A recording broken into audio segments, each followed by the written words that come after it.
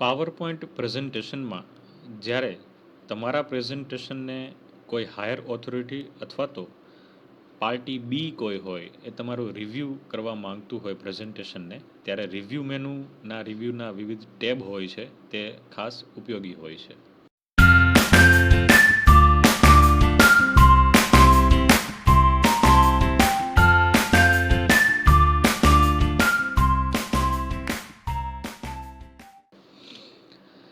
Screen પર તમે જે રીતે જોઈ રહ્યા છો એ રીતે રિવ્યૂ ટેબમાં જુદા જુદા પોતાના ટેબ હોય છે. એમાં 3 મેઇન ટેબ જે છે એ સ્પેલિંગ, થિસેરિયસ અને કોમેન્ટ.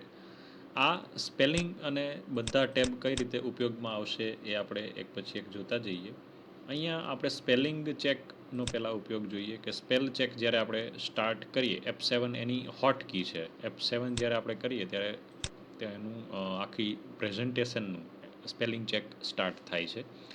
અહીંયા લેફ્ટ સાઈડમાં સ્પેલિંગવાળું ABC અને રાઇટ માર્કવાળું જે ઓપ્શન છે એની પર ક્લિક કરશો એટલે તમારું સ્પેલિંગ ચેક અત્યારે તો કમ્પ્લીટ બતાવે છે, બિકોઝ અગાઉ મેં આ ટ્રાય કરેલું છે. હવે આપણે ક્યારેક અહીંયા ફોન્ટ ટાઈપની બદલે કંઈક આવું જુદા જુદા ઓપ્શન જે આપણા ખોટા સ્પેલિંગ એવી રીતે જોઈએ તો કઈ રીતે આપે છે જોઈએ.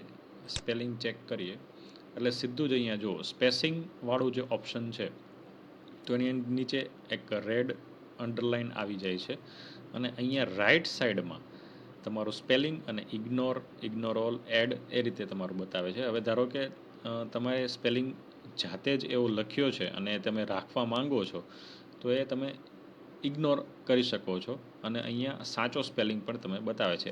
સ્પાઇસિંગ બતાવે છે અથવા તો સ્પેસિંગ છે, તો આપણે અહીંયા સ્પેસિંગ કરી અને ચેન્જ ઉપર ક્લિક કરશું અથવા તો ચેન્જ ઓલ કરીશું. જ્યાં જ્યાં આવી રીતે ખોટા સ્પેલિંગ છે એ ચેન્જ ઓલ થઈ જશે અને ચેન્જ કરીશું તો અહીંયા જુઓ તમે સ્પેલિંગ એનો કરેક્ટ થઈ જાય છે. લાઇકવાઇઝ હવે રિઝ્યુમ પાછું કરીએ એટલે સ્પેલિંગ ચેક પાછું રિઝ્યુમ થશે. તો નેક્સ્ટ આવશે એ કેપિટલાઇઝવાળો જે ઓપ્શન હતો તેનો સ્પેલિંગ આપણે અહીંયા ખોટો છે, તો અહીંયા જુઓ તમે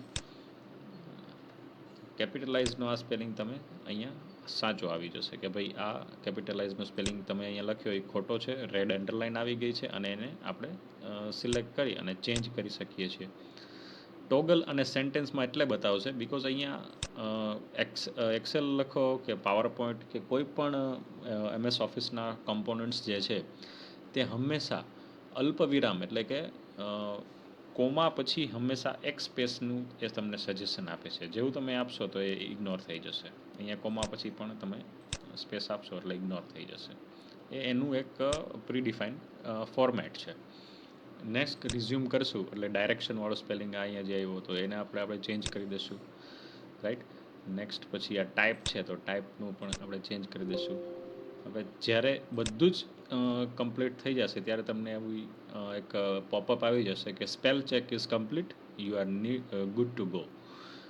એટલે બધા જ સ્પેલિંગ ચેક થઈ ગયા છે અને નાવ તમે એને ફાઇનલ ટ્રાન્ઝિશન અને પ્રેઝન્ટેશન આપી શકો છો.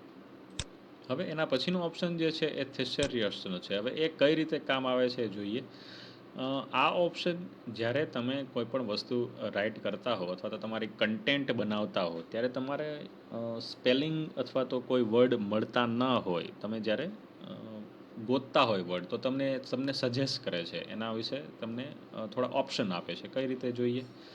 અત્યારે હું આ વર્ડને સિલેક્ટ કરી લઉં, કોમેન્ટ વર્ડને, અને પછી થિસેરિયસ ઉપર ક્લિક કરું તો અહીંયા તમને કોમેન્ટની જગ્યાએ આ કયા કયા ઓપ્શન તમે વાપરી શકો, statement, observation, aside, reference, mention, એ બધા એના ઓપ્શન છે. તમે કંઈક જુદું વિચારવા માંગતા હો તો એ તમને ઓપ્શન અહીંયા અવેલેબલ કરી દે છે. અહીંયા નોટ એવું કરીએ તો એમાં લેટર, મેસેજ, કોમ્યુનિકેશન એ તમને એના ઓપ્શન અવેલેબલ કરી દેશે. At a loss of words let's suggest another way to say what you mean.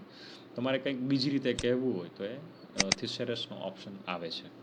હવે નેક્સ્ટ ઓપ્શન છે એ જ્યારે તમે રિવ્યુઅરને તમારું પ્રેઝન્ટેશન આપો છો અને એ રિવ્યુઅરને તમારે કંઈક જણાવવું છે અથવા તો રિવ્યુઅર તમને કંઈક જણાવવા માંગે છે ત્યારે 1 વે ઓર 2 વે કોમ્યુનિકેશનમાં કોમેન્ટ તમે આપી શકો છો. કઈ રીતે. તો એ અહીંયા ન્યૂ આપણે અહીંયા સિલેક્ટ કરી લઈએ. ધારો કે આ થિસેરિયસ ઓપ્શન છે ત્યાં જ આપણે એક નવી કોમેન્ટ આપીએ તો નવી કોમેન્ટ આ રીતે તૈયાર થઈ જશે અને અહીંયા આપણે લખી શકીએ છીએ કે this option use to correct the sentence એવું એક અત્યારે આપી દઈએ.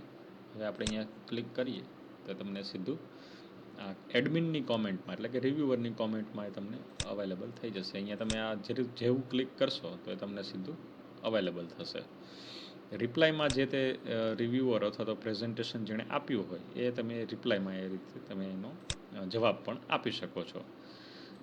ત્યારબાદ આ જ કોમેન્ટને તમે ડિલીટ અથવા તો પ્રીવિયસ નેક્સ્ટ હવે આવી જ કોમેન્ટ અહીંયા બીજી એક મૂકી દઈએ કે કોમેન્ટ ઓપ્શન 1 એવું આપી દઈએ તો કોમેન્ટ બરાબર છે. હવે રિવ્યૂ કોમેન્ટ જ્યારે આપણે 100 કોમેન્ટ્સ તો અહીંયા ઓપ્શન આપણે અવેલેબલ છે જ, પણ એક પછી એક ખાલી કોમેન્ટ જ જોવી હોય એઝ અ રિવ્યુઅર તરીકે તો એ તમે અહીંયા સિલેક્ટ કરી અને પ્રીવિયસ અથવા તો નેક્સ્ટ તમે અહીંયા ઓપ્શન અવેલેબલ છે એ તમે જોઈ શકો છો, રાઈટ. અને આ જ કોમેન્ટને તમે ડિલીટ કરવા માંગતા હોય તો ડિલીટ પણ કરી શકો છો આ રીતે. ઓકે, તો આ 3 ઓપ્શન થયા સ્પેલિંગ, થિસેરિયસ અને કોમેન્ટને એડ, ડિલીટ અને શો કરવાના. તો ફ્રેન્ડ્સ, યુટ્યુબ ઉપર અમારી આ ચેનલને લાઇક, શેર અને સબસ્ક્રાઈબ કરો, બેલ આઇકન પ્રેસ કરો અને શેર અને કોમેન્ટ કરો. Thank you very much.